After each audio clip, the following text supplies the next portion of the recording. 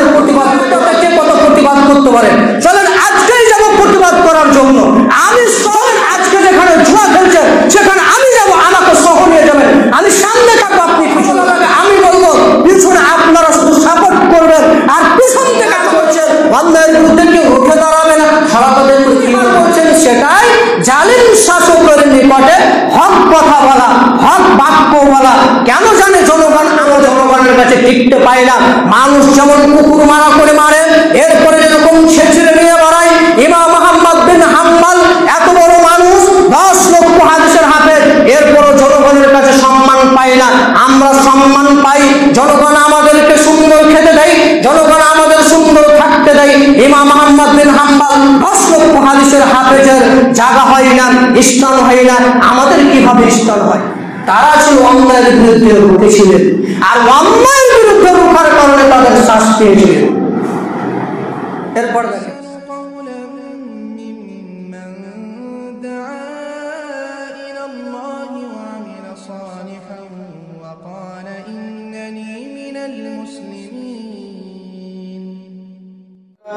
لا إله إلا الله وحده لا شريك له وأشهد أن محمدا عبده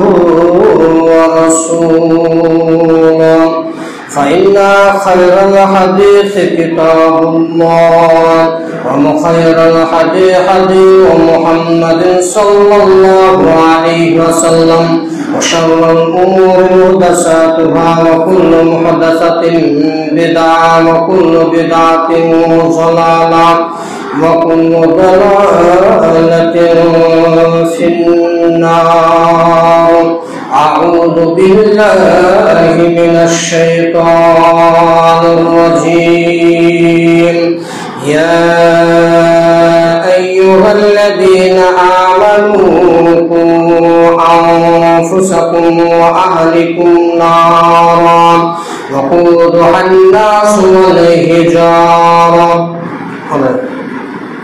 عن أبي سعيد الخدري رضي الله تعالى عنه قال قال رسول الله صلى الله عليه وسلم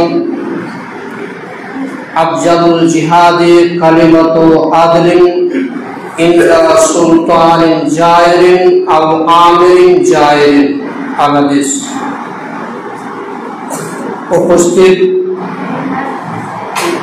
সম্মানীয় মসজিদের মুসল্লি,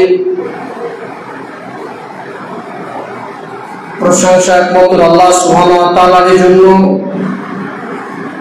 তারই আমরা প্রশংসা করি, সকল বলি আলহামদুলিল্লাহ। আখির নবী মুহাম্মদ সাল্লাল্লাহু আলাইহি ওয়াসাল্লামের উপর দরুদ ও সালাম নাযিল হোক। আল্লাহুম্মা সাল্লি আলাইহি আল্লাহুম্মা বারিক আলাইহি। আমরা অবগত আছি আজকে জুমার দিন।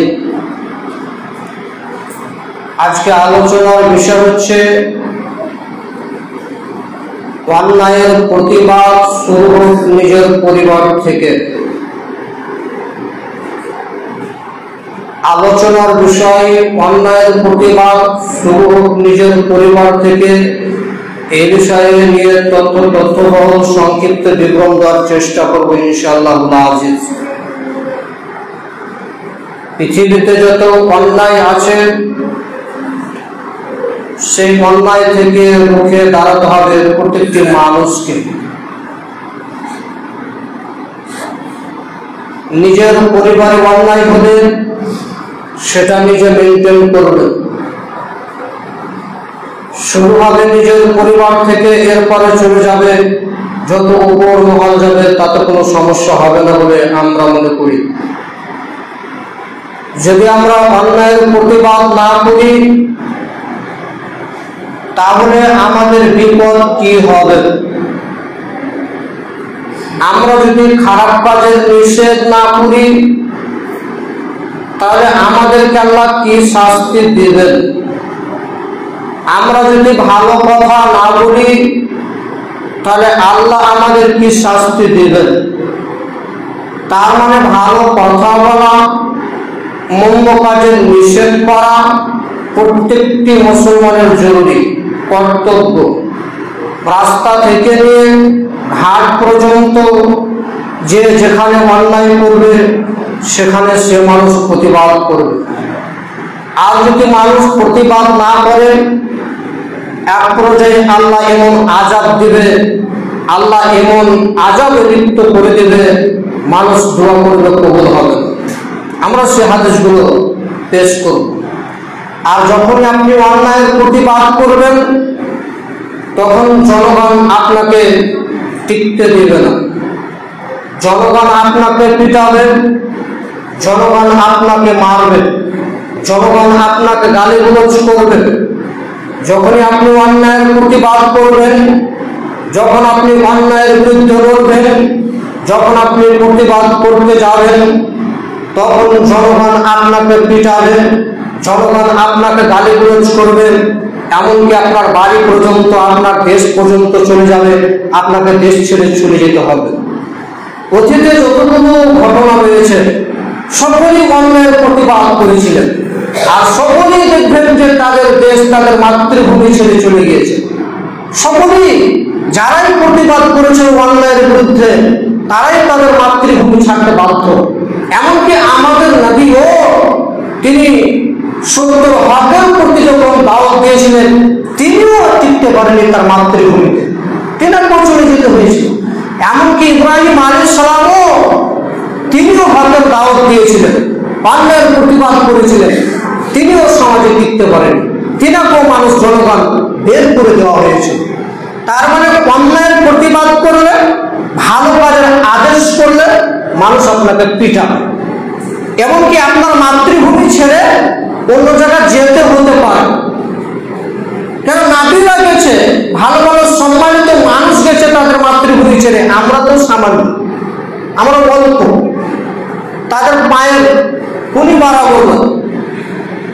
তাহলে ভালো কাজের আদেশ, অসৎ কাজের নিষেধ প্রত্যেকটি মানুষকে করতে হবে, প্রত্যেকটি মানুষ করবে। এরপর দেখেন, যখন ইব্রাহিম আলাইহিস সালাম তার পিতাকে বলল যে আব্বা, আপনি মূর্তিকে অনুসরণ করছে, মূর্তির উপাস্য হিসাবে গ্রহণ করেছেন, মানে আপনি মূর্তিকে মেনে নিয়েছেন উপাস্য হিসাবে, মাবুদ হিসাবে মেনে নিয়েছ, কিন্তু আমি দেখছি তোমাকে এবং তোমার জাতিকে, ইব্রাহিম আলাইহিস সালাম বলছেন যে আমি দেখছি তোমাকে এবং তোমার জাতিকে সুস্পষ্টভাবে দেখতে পাচ্ছি ভ্রান্তির মধ্যে রয়েছে, পথভ্রষ্টতার মধ্যে রয়েছে, তোমরা ধ্বংস হয়ে যাবে, বরবাদ হয়ে যাবে। ইব্রাহিম আলাইহিস সালাম তার পিতাকে বলছেন, দেখো অন্যায়ের প্রতিবাদ কিন্তু বাড়ি থেকে, অন্যায়ের প্রতিবাদ কিন্তু পরিবার থেকে। আর ইব্রাহিম আলাইহিস সালাম অন্যায়ের প্রতিবাদ শুরু করেছেন তার পিতা থেকে। তার পিতাকে বলছেন যে তুমি এই মাবুদকে মেনে নিয়েছো, মূর্তিকে উপাস্য করছো, একে মাবুদ হিসেবে মেনে নিয়েছো, একে খেতে পারে, একে চলতে পারে, একে মানুষের ক্ষতি করতে পারে, একে মানুষের উপকার করতে পারে। তো ইব্রাহিমের পিতা বললো যে না, এ কোনো উপকার করতে পারে না, এ কোনো খেতে পারে না, এ কোনো কিছু বলতে পারে না, এ মানুষের উপকারও করতে পারে না, ক্ষতিও করতে পারে না। তো বললে যে মানুষের ক্ষতি করতে পারে না, যে মানুষের উপকার করতে পারে না, যে নিজেকে নিজে যত্ন নিতে পারে না, যে কোনো খাদ্য গ্রহণ করতে পারে না, তাহলে তোমরা এমন মাবুদের ইবাদত করো কেন? তোমরা এমন মাবুদের উপাস্য করো কেন? ইব্রাহিম আলাইহিস সালাম যখন তার পিতাকে এই বাক্য বলল, তখন তার পিতা ইব্রাহিমকে বলেছিল, ইয়া ইব্রাহিম, আয় ইব্রাহিম, লা ইল্লাম তানতাহি লা আরজুমান্নাকা ওয়াহজুরনি মালিয়া। ইব্রাহিম, তুমি যদি এই কথা থেকে বিরত না থাকো, তুমি যদি এই বাক্য থেকে বিরত না থাকো, তাহলে তোমাকে আমি পাথর মেরে মেরে হত্যা করব। আপনি চিন্তা করেছেন, প্রতিবাদ শুরু হয়েছে পরিবার থেকে। ইব্রাহিম আলাইহিস সালাম বলছেন যে মাবুদ খেতে পারে না, চলতে পারে না, সবকিছু কিছু করতে পারে না, এমন মাবুদের কেন তোমরা ইবাদত করো? তো ইব্রাহিমের পিতা বলল যে ইব্রাহিম শোনো, তুমি যদি তোমার কাজ থেকে বিরত না থাকো, এই বাক্য থেকে যদি তুমি না ফিরে আসো, তুমি আমাদের এবং আমাদের মধ্যে তুমি অপমান করছো, এ থেকে যদি তুমি বিরত না থাকো তাহলে তাহলে তোমাকে আমি পাথর মেরে মেরে হত্যা করবো। মারিয়া, তুমি আমার কাছ থেকে দূরে সরে যাও, তুমি আমার কাছ থেকে দূরে সরে যাও। ইব্রাহিম আলাইহিস সালাম বলেছিলেন যে শোনো, যখন তোমরা এই মাবুদের ইবাদত করবে, উপাস্য করবে, তাহলে আমি তোমাদের সাথে থাকতে রাজি নই। শুধু এ বাক্য বলে কি ছেড়ে দেওয়া হয়েছিল? তাকে আগুনে ফেলে দেওয়া হয়েছিল। কি করে দেওয়া হয়েছিল? আগুনে ফেলে দেওয়া হয়েছিল। মানে অন্যায়ের প্রতিবাদ করতে গেলে কষ্ট দিবে, দুঃখ দিবে, ব্যথা দিবে, কথা সত্য। ইব্রাহিম আলাইহিস সালাম অন্যায়ের প্রতিবাদ করলো, বিনিময়ে তাকে আগুনে কি করে দিল? নিক্ষেপ করে দিল, আগুনে ফেলে দিল। আগুন ইব্রাহিম আলাইহিস সালামের একটি লোক পুড়াতে পারেনি, চুল পুড়াতে পারেনি। আগুন কি করেনি? এই আগুন ইব্রাহিম আলাইহিস সালাম যখন আজর ইব্রাহিমকে আগুনে ফেলে দেওয়া হলো, তো আল্লাহ আগুনকে বললো যে ঠান্ডা হয়ে যাও, শীতল হয়ে যাও। আল্লাহ আগুনকে বললো, এই আগুন তুমি ইব্রাহিমের এই বিন্দু পরিমাণ ক্ষতি করবে না, এমন ঠান্ডা হয়ে যাও না যাতে ইব্রাহিম কি পায়? কষ্ট পায়। এমন উত্তপ্ত গরম হয়ে যাও না যাতে ইব্রাহিম আলাইহিস সালামের সমস্ত দেহ পরিচয় হয়ে যায়। মানে এমন একটি জায়গাতে আল্লাহ সুরক্ষিত ভাবে রেখে দিলেন, না তাকে আগুন জ্বালাতে পারে, না তাকে ঠান্ডা বেশি লাগে। ওদিকে আজও কষ্ট দিল, আল্লাহ তাকে সাহায্য করলো। মানুষের বিরুদ্ধে আপনি অন্যায় করবেন, প্রতিবাদ করবেন, বিনিময়ে মানুষ আপনাকে পিটাবে, সাহায্য আসবে ওপর থেকে। মানুষ আপনাকে পিটাবে, সাহায্য আসবে ওপর থেকে। ইব্রাহিম আলাইহিস সালাম এক পর্যায়ে তার পিতার কাছ থেকে চলে গিয়েছিলেন, টিকতে পারেনি। তার মানে অন্যায়ের প্রতিবাদ করতে গেলে, অন্যায়ের বিরুদ্ধে মুখে দাঁড়াতে গেলে মানুষ আপনাকে পিটাবে, মানুষ আপনাকে গালিগুলোজ করবে, যে কথা সত্য। আর একটু দেখেন, আমাদের নবী মুহাম্মদ সাল্লাল্লাহু আলাইহি ওয়াসাল্লাম গারে হেরায় বসেছিলেন। তো জিবরিল আলাইহিস সালাম ঘন্টার মতো এসে বললেন যে পরে কুরাদিস মুরাব্বি কল্লাদি খলাক করো। তিনি বললেন যে আমি পড়তেও জানি না, আমি লিখতেও জানি না, আমি নিরক্ষর মানুষ, আমি এগুলো বলতে পারি না। তো জিবরিল আলাইহিস সালাম চেপে ধরলেন, তখন সূরা আলাকের 5টি আয়াত তিনি পরিবেশন করলেন। এরপরে তিনি চলে আসলেন, এসে বলছেন যে খাদিজা জামবিলুনি, জামবিলুনি, তুমি আমাকে জড়িয়ে ধরো, আমাকে জড়িয়ে ধরো, চাদর দিয়ে জড়িয়ে ধরো। খাসিত ওয়ালা নাফসি, কেন যেন ভয় হচ্ছে, কেন যেন ভয় লাগছে। খাদিজাকে আল্লাহ রাসূল বলছেন যে খাদিজা তুমি আমাকে চাদর দিয়ে জড়িয়ে ধরো, খাসিত ওয়ালা নাফসি, কেন যেন আমার ভয় হচ্ছে, আমি খুব ভয় পাচ্ছি। খাদিজা রাদিয়াল্লাহু তাআলা আনহা ছিলেন বুদ্ধিমতী মহিলা। তিনি বললেন, জি না, আপনার কোনো ভয়ের কারণ নেই। আপনি অসহায় মানুষের সাহায্য করে থাকেন, আপনি দরিদ্র মানুষের সাহায্য করে থাকেন, আপনি আত্মীয়তা সম্পর্ক বজায় রাখেন, প্রতিবেশীর সাথে সদাচরণ রাখেন, ভালো আচরণ রাখেন, সুন্দর আচরণ রাখেন, গরিব মানুষের সহযোগিতা করেন, আত্মীয়তা বন্ধন বজায় রাখেন, আপনাকে সবাই ভালোবাসে, আপনিও মানুষকে ভালোবাসেন, আপনার কোনো ভয় নেই। তারপরে খাদিজা ওয়ারাকা বিন নওফালের কাছে নিয়ে গেল। ওয়ারাকা বিন নওফালকে বললেন, দেখো তো চাচা, কেন জানো তোমার ভাতিজা এই করছেন? ওয়ারাকা বিন নওফাল বলেছিল, কি হচ্ছে ভাতিজা বলো। তখন তিনি বললেন, আমি গারে হেরায় বসেছিলাম, ঘন্টার মতন শব্দ হলো এবং বললেন পড়ো। আমি বললাম পড়তে জানি না, লিখতেও জানি না। এরপরে তিনি আমাকে 3বার চাপড় দিয়ে সূরা আলাকের 5টি আয়াত তিনি পরিবেশন করেছিলেন। ওয়ারাকা বিন নওফাল বলেছিলেন, সে তো নামুস, সে তো জিবরাইল আলাইহিস সালাম। শোনো বেটা, যার কাছে জীবনে পৃথিবীতে একবার জিবরিল আলাইহিস সালাম এসেছে, তাকে মানুষ দেশ থেকে তাড়িয়ে দিয়েছে। ওয়ারাকা বিন নওফাল কি বললেন? সে জিবরাইল। আর যার কাছে জিবরিল আলাইহিস সালাম এসেছেন, তাকেই জনগণ তাড়িয়ে দিয়েছে, তাকেই জনগণ গালিগুলোজ করেছে। তো ওয়ারাকা বিন নওফাল বললেন যে শোনো বেটা, আমি যদি বেঁচে থাকি তাহলে তোমার যত সাহায্য করব, আমি তোমার সহযোগিতা করব। তো মুহাম্মদ সাল্লাল্লাহু আলাইহি ওয়াসাল্লাম বললেন যে আওয়া মুখরিজিয়া, জনগণ আমাকে তাড়িয়ে দিবে, আমি জনগণের সাহায্য করি, সহযোগিতা করি, আত্মীয়তা বন্ধন বজায় রাখি, প্রতিবেশীর সাথে সদাচরণ করি, মানুষের সাথে সদাচরণ করি, মানুষ আমাকে ভালোবাসে, আমিও অভাব দুস্থ গরিবদের আমি ভালোবাসি, আওয়া মুখরিজিয়া, জনগণ আমাকে তাড়িয়ে দিবে, এটা তিনি মেনে নিতে পারছিলেন না। যখন মুহাম্মদ সাল্লাল্লাহু আলাইহি ওয়াসাল্লাম উঠে দাঁড়ালেন এবং বললেন, এই শোনো জনগণ, 360 জন মাবুদ মানতে হবে না, একজন মাবুদ মানতে হবে, লা ইলাহা ইল্লাল্লাহ, একজন মাবুদ মানতে হবে, যিনি সপ্তম আসমানে রয়েছেন, আরশে আজিমে রয়েছেন, তাকে মাবুদ মানতে হবে। জনগণের মাবুদ ছিল 360 জন, তারা 360 জন আল্লাহ মানত। মুহাম্মদ সাল্লাল্লাহু আলাইহি ওয়াসাল্লাম বলছেন 360 জন মাবুদ মানতে হবে না, একজন মাবুদ মানতে হবে, তিনি সপ্তম আসমানের উপরে রয়েছে, তাকেই মাবুদ হিসেবে মানতে হবে। তখন জনগণ বলল, এই কি কম সম পাগল, একে পিটুনি দিতে হবে, না হলে একে জেলখানায় বন্দী করতে হবে, না হলে একে দেশ থেকে তাড়িয়ে দিতে হবে। জনগণকে বলল যে একজন মাবুদ হিসেবে মানতে হবে।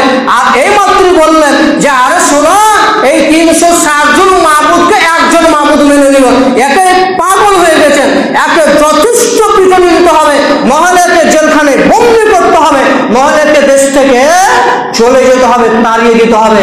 টিকতে পারেনি মুহাম্মদ সাল্লাল্লাহু আলাইহি ওয়াসাল্লাম। সবচেয়ে পৃথিবীতে সম্মানিত মানুষ, মর্যাদাবান মানুষ হচ্ছে মুহাম্মদ সাল্লাল্লাহু আলাইহি ওয়াসাল্লাম। সবচেয়ে সম্মানিত মানুষ, সবচেয়ে ভদ্র মানুষ, সবচেয়ে নম্র মানুষ, সবচেয়ে সদাচরণের মানুষ, সবচেয়ে উত্তম আচরণের মানুষ, সবচেয়ে আত্মীয়তা বন্ধন বজায় রাখা মানুষটি, যে মানুষটি সারা জীবন মানুষের সাহায্য সহযোগিতা করলো, মানুষের পাশে দাঁড়ালো, সেই মানুষই তা মুহাম্মদ সাল্লাল্লাহু আলাইহি ওয়াসাল্লামকে তার দেশ থেকে, মাতৃভূমি থেকে তাড়িয়ে দিচ্ছেন। আপনি চিন্তা করেছেন? তার মানে অন্যায়ের প্রতিবাদ করতে গেলেন জনগণ আপনাকে তাড়াবে, জনগণ আপনাকে পিটাবে। অত সম্মানিত নবী, মর্যাদাবান নবী, তারপরও টিকতে পারেনি জনগণ থেকে। ইব্রাহিম আলাইহিস সালাম, তার কত বড় মর্যাদা, আল্লাহ তাকে দোস্ত বলেছেন, খলিলুল্লাহ বলেছেন, তাকে দোস্ত বলে আখ্যায়িত করেছেন। তারপরে এত বড় ভদ্র মানুষ, এত বড় নম্র মানুষ, এত বড় মর্যাদাবান মানুষ, তারপরও তার পিতার কাছে টিকতে পারেননি। চিন্তা করেছেন? অন্যায়ের প্রতিবাদ আজ থেকে শুরু করেন আপনার পরিবার থেকে, দেখি আপনি টিকতে পারেন না। প্রত্যেকটা পরিবারে মারামারি ঝামেলা সৃষ্টি হবে। শুরু করেন আজকে, আজকে শুরু করেন। আপনার বাপ সালাত আদায় করেন, এখন বেটা সালাত আদায় করছেন, বলেন আপনার পিতাকে সালাত আদায় করেন, বলেন, বলতে পারবেন না। আপনার বাপ খয়নি খাচ্ছে, খয় বেরি খাচ্ছে, সিগারেট খেচ্ছে, নেশাদার দ্রব্য পান করছে, আপনি বলেন, এখন বলেন যে আব্বা এগুলো খাওয়া নিষেধ, এগুলো যাবে না, এগুলো চলবে না, এগুলো বিলকুল চলবে না। শোনো, তুমি যদি এগুলো খাও, পান করো, তাহলে আমি শোনো, আমি তোমাকে পিতা হিসাবে গ্রহণ করবো না। দেখেন আপনাকে, আপনার যতগুলো ড্রেস পোশাক রয়েছে সমস্ত আপনাকে সহ আপনাকে বাড়ি থেকে বের করে দেবে, আপনি অন্যায়ের প্রতিবাদ করেন। আর যেই ছেলেগুলো সালাত আদায় করে না, ওদের বাপ জিম্মা আছে, সব ছেলে সালাত আদায় করছে না, ছেলে সিগারেট খাচ্ছে, আরো কিছু খাচ্ছে, আরো কিছু খাচ্ছে, এখন বাপ ছেলের উপর প্রতিবাদ করুক, দেখেন একটা পরিবারে ঝামেলা সৃষ্টি হবে। কেউ তো করে না। ছেলে ইয়ারফোন দিয়ে গান শুনছে, হেডফোন দিয়ে গান শুনছে, কেউ নিষেধ করে না। পিতা হিসাবে ছেলেকে নিষেধ করে না, শুনছে, কোনো দ্বিধাবোধ করে না। এগুলো যখনই আপনি একটার পর একটা প্রতিবাদ করবেন, যখন অন্যায়ের প্রতিবাদ করবেন, তখন দেখবেন যে প্রত্যেকটি পরিবারে আজ থেকে প্রতিবাদ শুরু করেন, যে নিজের পরিবার থেকে আগে প্রতিবাদ শুরু হয়, দেখবেন প্রত্যেকটি পরিবারে শুধু ঝামেলা আজকে সৃষ্টি হবে, আজকেই সৃষ্টি হবে। এরপরে পরিবারের সাথে প্রতিবাদ করার পরে চলে যেতে হবে বাইরে, বাইরে দেখি কিছু প্রতিবাদ হয় কিনা, বাইরে কিছু অন্যায় কাজ হয় নাকি, হয় কিনা, দেখি মানুষ নেশাদার দ্রব্য পান করেন, দেখি মানুষ জুয়া খেলেন, আরো কিছু আবর্জনা মানুষ শ্রবণ করছেন, পান করছেন, দেখি এরপর এখানে প্রতিবাদ করা যাচ্ছে কিনা। যখন আপনি পরিবারের ওপর প্রতিবাদ করবেন, অন্যায়ের প্রতিবাদ করবেন, তখন যাবতীয় কাজ সাকসেস হবে, কামিয়াব হবে। গিবা মানুষ কিভাবে কি করবে, প্রতিবাদ কিভাবে করবে? ছেলেও বেরি খাচ্ছে, বেটাও খাচ্ছে, কিভাবে প্রতিবাদ হবে? ছেলে যদি একটা ভালো কাজ করতে চাইছে বা করতে চাইছে তো করতে দিবেন, একটা ঝামেলা, এমন ঝামেলা সৃষ্টি করছে, এমন বিপদ সৃষ্টি করে দিচ্ছে, এগুলো বিপদ সৃষ্টি করা ঠিক না। মানুষ বিপদ পরনিন্দা পরিচর্চা নিয়ে তো ব্যস্ত। মানুষ একজন অপরজনের কিভাবে নিয়ে, তো মানুষ কি প্রতিবাদ করবে? মানুষ কি অন্যায়ের বিরুদ্ধে রুখে দাঁড়াবে? মানুষ কি মানুষের অন্যায়ের বিরুদ্ধে প্রতিবাদ করবে? একজন অপরজনকে সহ্য করতে পারছে না, একজন অপরজনকে তো বিশ্বাস করতে পারছে না। আমার কথা বলবো, দেখবেন, একটু দেখেন, আপনাকে দেখাচ্ছি। একজন ব্যক্তি বলছে, আমাকে বলছে, আরো 2-4 জন লোক ছিল, তো যাক, ইমাম সাহেব কিছু বলে না, শুধু এমনি এমনি শুধু ইমাম সাহেব কিছু বলছে না, কাউকে কিছু বলছে না, এভাবে সলাত আদায় করছে, ওভাবে সলাত আদায়, কেউ কিছু বলছে না। আমি বললাম যে ভাই, আমি ফোন লাগিয়ে বললাম যে ভাই তুমি এবার তো বলছো যে আমি কেউ কিছু বলি না, আমি তো সলাত আদায় কেউ ভুল করে তাকে বলে থাকি। তো বলছে আমি তোমাকে বলিনি, আমি বলেছি তাকে, আব্দুর রহমানকে বলেছি। কাকে বলেছি? আব্দুর রহমানকে। আব্দুর রহমানকে বললাম ভাই যে আব্দুর রহমান তোমাকে কে বলেছে? বলছে আব্দুর রহমান আবার ফোন লাগিয়ে ওকে বলছে। তো বলছে না, আমি তো আব্দুর রহমান তোমাকে বলিনি, আমি মৌলভী সাহেবকে বলেছি। ভেবেছেন এইটাই নিয়ে পৃথিবীতে রাষ্ট্র, কথা উলট পালট হচ্ছে। আমাকে বলছে আব্দুর রহমানকে বলেছি, আব্দুর রহমানকে বলেছে আমাকে বলেছি। আমি মনে মনে বললাম তোমার বাপও মুনাফিক, তুমিও মুনাফিক, তোমার বংশ গোটাই মুনাফিক। তোমার বাপ মুনাফিক, তুমিও মুনাফিক, তোমার বংশ গোটাই মুনাফিক, তোমার 14 গোষ্ঠী মুনাফিক। এই জন্য বাক্যকে হার করছে। আব্দুর রহমান মানে ওই আব্দুর রহমান, এটা বাপ, ওটা বলতে হয়। আব্দুর রহমান মানে ওই আব্দুর রহমান ভাববেন না।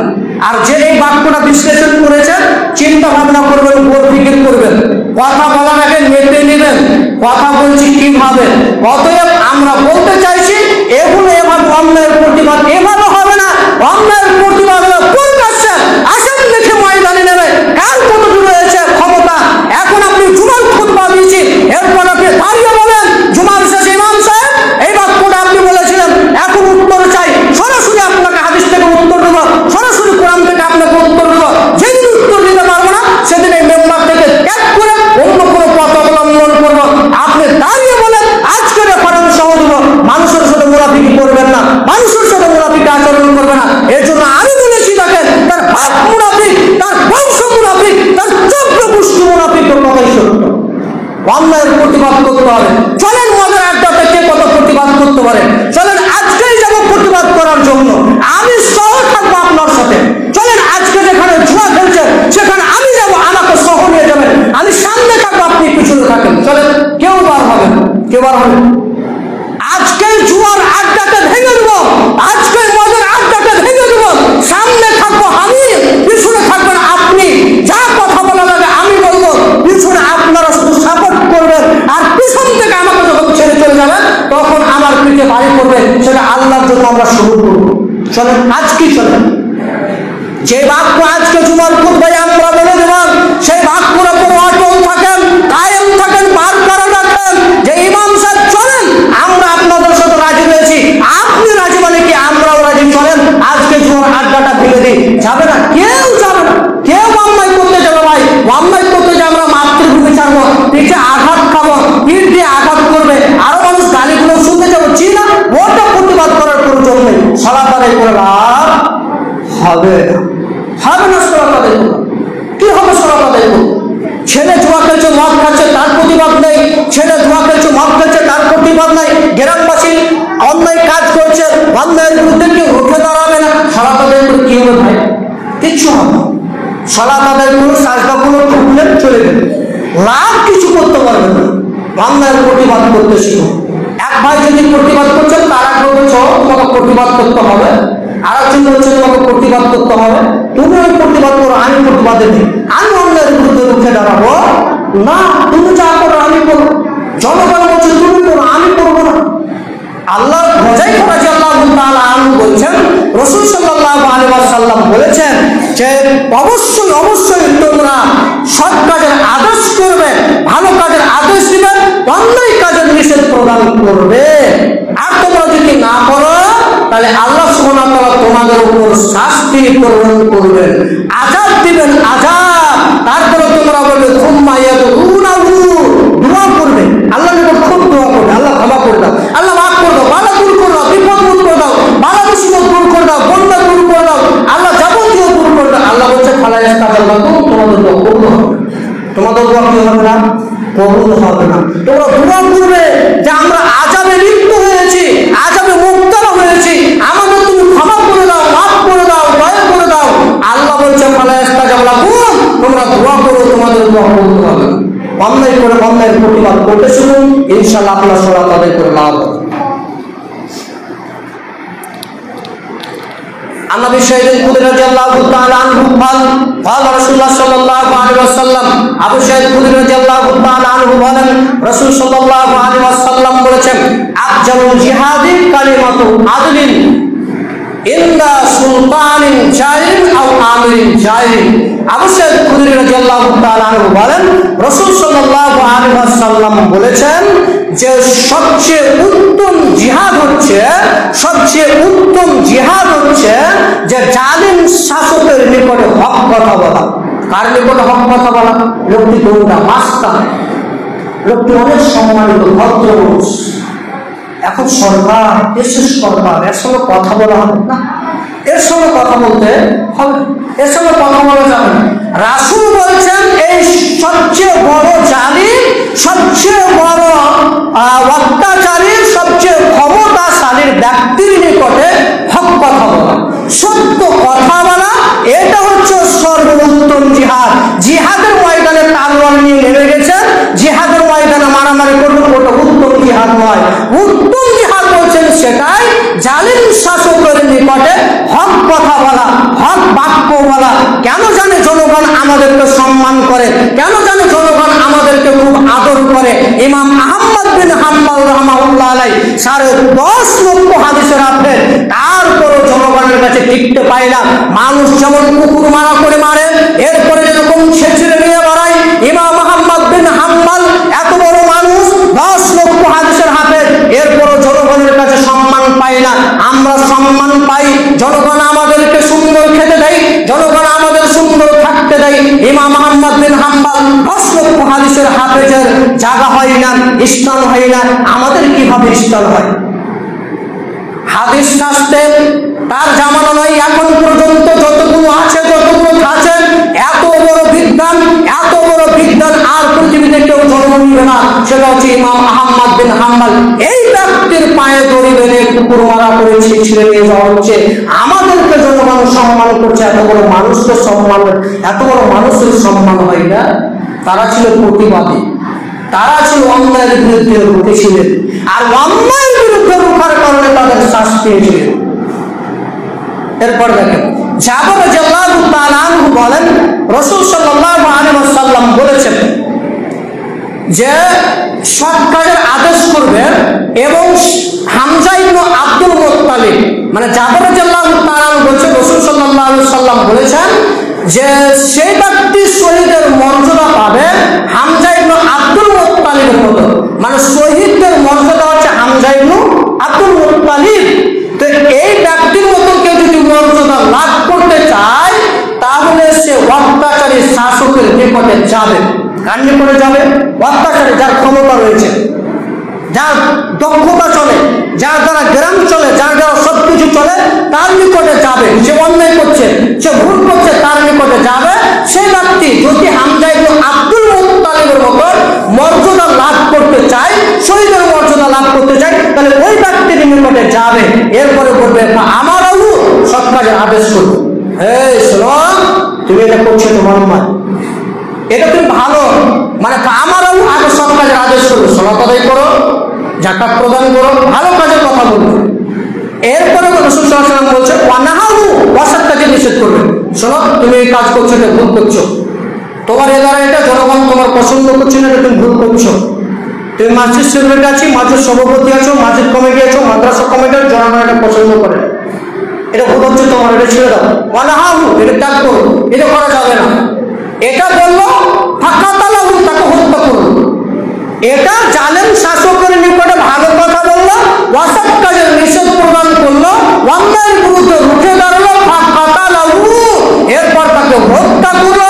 এই ব্যক্তি হামজা ইবনে আব্দুল মুত্তালিবের মতো শহীদের মর্যাদা পাবে। কে করেছেন ভাই? কেউ করে। আজকে রাস্তা বন্ধ, রাস্তা চলাচলের রাস্তা বন্ধ করে দিয়েছেন, কাটা দিয়ে দিয়েছেন, আরো কিছু দিয়ে দিয়েছেন। রাস্তা বন্ধ করে মানুষ আর যাতায়াত করবেন, মানুষ আর চলাফেরা করবেন। এখন রাস্তাতে বাম দিয়ে, কাটা দিয়ে, যাবতীয় জিনিস দিয়ে দিয়েছেন। এখন কেউ প্রতিবাদ করলো, কি করলো না? কেউ প্রতিবাদ করলো না। কেন প্রতিবাদ করলো না? ও বলছে যে ও রাস্তা দিয়ে হাঁটবে, ও প্রতিবাদ করবে, আমাদের প্রয়োজন নাই। আর আমাদের যখনই প্রয়োজন নাই বলছে, তখন সমাজ যেছে পিছিয়ে, সমাজ পিছিয়ে গেছে। যখনই বলছো তুমি করো, আমি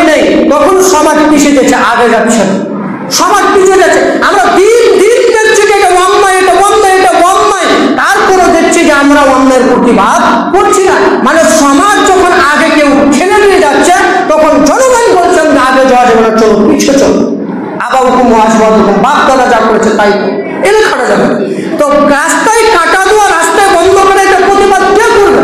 কে করবে ভাই?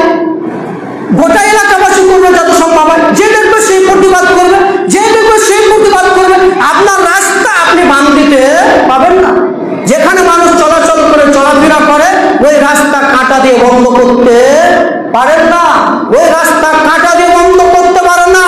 শুনে রাখো জনগণ, ওই যে রাস্তাতে কাঁটা দিয়ে বন্ধ করেছ, যেখান দিয়ে মানুষ জনগণ চলাফেরা করে, রাস্তা দিয়ে মানুষ চলাফেরা করে, এই রাস্তা কাঁটা দিয়ে বন্ধ করে দিয়েছ। মনে ভেবেছে রাস্তাটা আমার বাবার, মনে ভেবেছে রাস্তাটা আমার বাপের। শুনে রাখো, ওই রাস্তা তোমার বাপের নয়, ওই রাস্তা হচ্ছে সারা পৃথিবীর মানুষ সেখান দিয়ে চলাফেরা করবে। তুমি রাস্তাতে কাঁটা দিয়ে বন্ধ করে তোমার রাস্তা বলে তুমি বন্ধ করে দিবে, এটা শুরু তুমি নিবে না। রাস্তা চলাফেরা করবে, এখন মানুষ যাতায়াত করছে, তুমি মনে ভাবছো এটা আমার বাপের রাস্তা, আমি কাঁটা দিয়ে বন্ধ করে দেবো, মানুষ চলাচল করবে না। ওটা তোমার বাপের রাস্তা নয়, ওটা তোমার রাস্তা নয়, ওটা সারা পৃথিবীর মানুষের রাস্তা। ওই রাস্তা দিয়ে সারা পৃথিবীর মানুষ চলাচল করবে, ওই রাস্তা দিয়ে সারা মানুষ চলাচল করবে। এখন যদি রাস্তা বন্ধ করলে গুণাগার হতে হবে, গুণাগার হতে হবে। চলেন আরো অন্যায়ের প্রতিবাদ কিভাবে করবেন একটু বিশ্লেষণ করি। আবু সাঈদ খুদরী রাদিয়াল্লাহু তাআলা আনহু বলেন, রাসূল সাল্লাল্লাহু আলাইহি ওয়াসাল্লাম বলেছেন যে তোমরা সৎ কাজের আদেশ করবেন, অসৎ কাজের নিষেধ প্রদান করবেন। মান রাআ মিনকুম ফালিয়ুগাইয়ির বিয়াদিহি, তোমাদের যদি ক্ষমতা থাকে, আমার ক্ষমতা রয়েছে, শক্তি রয়েছে, হাত দ্বারা বল প্রয়োগ করবেন, হাত দ্বারা রোখার চেষ্টা করবেন, এটা করতে দেওয়া যাবে না। হাতে ক্ষমতা রয়েছে, হাত দ্বারা নিষেধ করবেন। ফাইল্লাম ইয়াস্তাতি, সম্ভব না হয়, হাত দ্বারা রোখা যাবে না, হাত দ্বারা করা যাবে না, বিভিন্ন পরিস্থিতি দ্বারা হাত দ্বারা কাজ করা যাচ্ছে না, তখন কি করবেন? ফাবিলিসানিহি, মুখ দ্বারা তার প্রতিবাদ করবেন, জবান দ্বারা তার প্রতিবাদ করবেন। ফাইল্লাম ইয়াস্তাতি, যদি তার মুখ দ্বারা সম্ভব না হয়, ফাবিকলবিহি, তাহলে সে অন্তর থেকে ঘৃণা করবে। অন্তর থেকে কি ঘৃণা করবে? তাকে ঘৃণা করবে? জি না, তার কাজকে ঘৃণা করবে, তার কাজ। ওয়াযালিকা আযাফুল ঈমান, এটা হচ্ছে দুর্বল ঈমান। আপনাকে ঘৃণা নয়, তার কাজকে ঘৃণা করতে হবে। আর তার কাজকে ঘৃণা করা মানে তাকে ঘৃণা করা। অতএব তাকে দাওয়াত দিতে থাকতে হবে, আর তার কাজ যেটা করছে সেই কাজটা অন্যায় হচ্ছে, সেই কাজটা ভুল হচ্ছে, সেই কাজটা অন্যায় করছে, তার মানে মদের আড্ডা ভেঙে দেওয়ার আমাদের ক্ষমতা রয়েছে। এই জুয়ার আড্ডাকে ভেঙে দেওয়া আমাদের হাতে ক্ষমতা রয়েছে, হাত দ্বারা রুখবেন। সম্ভব হচ্ছে না জুয়ার আড্ডাকে হাত দিয়ে ভেঙে দেওয়া, মদের আড্ডাকে হাত দিয়ে ভেঙে দেওয়া, অন্যায় রাস্তা থেকে কাঁটাকে তুলে ফেলে দেওয়া হাত দ্বারা সম্ভব হচ্ছে না, মুখ দ্বারা বলবেন। মুখ দ্বারা সম্ভব হচ্ছে না, তাহলে তুমি তোমার অন্তর থেকে তাকে ঘৃণা করবেন। ওয়াযালিকা আযাফুল ঈমান, এটা হচ্ছে দুর্বল ঈমানের পরিচয়। তার মানে আমাদের অন্যায় কাজ থেকে রুখে দাঁড়াতে হবে। অন্যায় কাজ থেকে রুখে যদি না দাঁড়ান, তাহলে বিপদ আসবে। এবং অন্য হাদিসে আছে যে মানুষ সালাত আদায় করছে, সালাত আদায় করছে, এরপরে কাউকে ভালো কাজের আদেশও করছে না, অসৎ কাজের নিষেধও করছে না, মানে কেউ কাউকে নিষেধ করছে না। রাসূল সাল্লাল্লাহু আলাইহি ওয়াসাল্লাম বলেছেন ওই ব্যক্তি জাহান্নামে যাবে, ওই ব্যক্তি সালাত কবুল হবে না, ওই ব্যক্তি সালাত কবুল হবে না। আরো বিবাহতে গান বাজনা, বাদ্যযন্ত্র বাজে, পরিবার থেকে প্রতিবাদ করে নিয়ে আরো গ্রামের সর্দার থাকবে, গ্রামের নেতা থাকবে, যারা গ্রামের মাথা মুখিয়া এরা যারা থাকবে, এরা সকল মিলে একটা প্রতিবাদ করবে। দেখি সমাজ পরিবর্তন দেখি, দেখি সমাজ পরিবর্তন হবে না ভাই। মসজিদ কমিটি থেকে নিয়ে, সরকার থেকে নিয়ে, গ্রামের নেতা, গ্রামের মুখিয়া, গ্রামের চেয়ারম্যান যতগুলো আছে, এরা যদি সংশোধন হয়ে যায়, সমাজের জন্য কিছুটা ভাবে, অন্যায়ের প্রতিবাদ এরা যদি করে, সমাজ পরিবর্তন হবে। কিন্তু যাকে গ্রামের নেতা, গ্রামের চেয়ারম্যান, গ্রামের কিছু রেখেছেন, সে হচ্ছে চোর, তার আখলাক ভালো নয়, তার চরিত্র নোংরা, সে নেশা খায়, মদ খায়, অন্যায় কাজ করে, লম্পট, হারামখোর, লুচ্চা, যত কাজ আছে তার দ্বারা সম্ভব, তার দ্বারা করা সম্ভব, সে করেছে। সে মানুষের জন্য কি প্রতিবাদ করবে ভাই? সে মানুষের জন্য কি অন্যায়ের প্রতিবাদ